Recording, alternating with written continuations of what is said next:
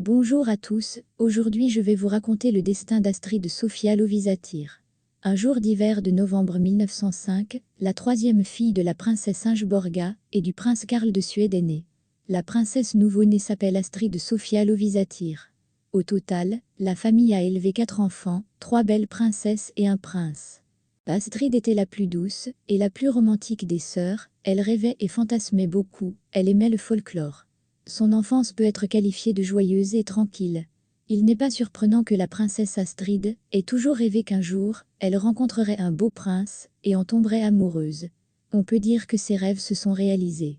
À l'âge de 20 ans, elle danse lors d'un bal organisé par le roi Christian de Danemark et attire l'attention du prince héritier Léopold de Belgique. Fragile, délicate et aux yeux verts, Astrid tombe littéralement amoureuse du prince au premier regard. Quelque temps plus tard, le prince Léopold et sa mère vinrent faire connaissance avec la future mariée. Le prince Léopold et la princesse Astrid font de nombreuses promenades en dehors de la ville sous l'œil attentif de leur mère. Peu à peu, des sentiments et de la sympathie se développent entre les deux jeunes gens.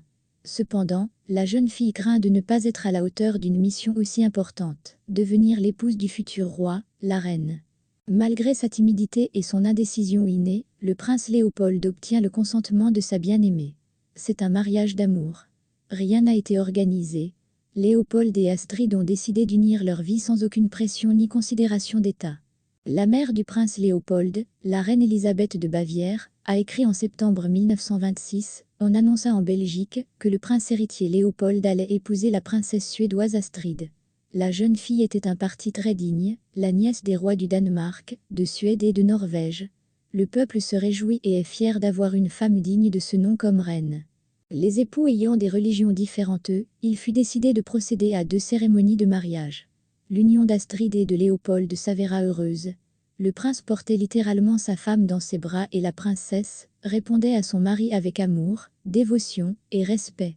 De cette union naîtront 3 enfants, Joséphine Charlotte, Baudouin et Albert.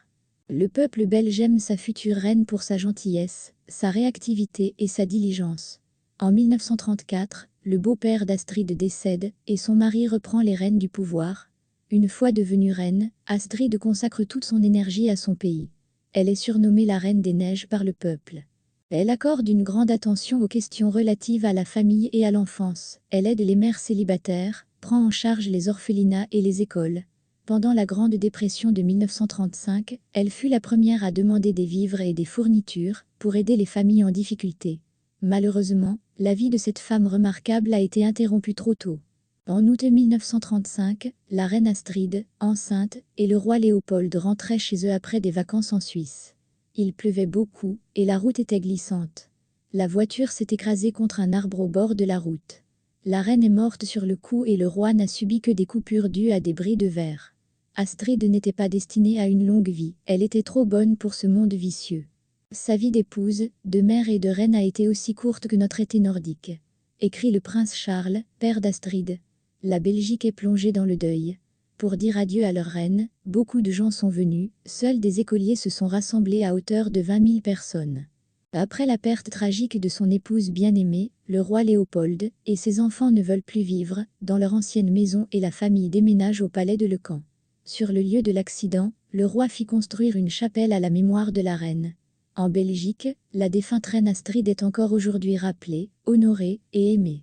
De nombreuses générations de parents ont donné son nom à leurs enfants, bien que cela soit assez inhabituel en Belgique. 16 ans après la tragédie, le roi Léopold s'est marié une seconde fois, mais le peuple a ouvertement condamné son acte, et beaucoup l'ont rendu responsable de la mort de leur Astrid bien-aimée. Finalement, le roi Léopold abdiqua en faveur de son fils aîné Baudouin. Les 3 enfants d'Astrid sont devenus monarques, la fille Joséphine Charlotte a épousé le grand-duc de Luxembourg, et les fils ont régné sur la Belgique. L'actuel roi de Belgique est le petit-fils de la princesse Astrid, Philippe, premier-né de son second fils Albert. Nous vous remercions de votre attention.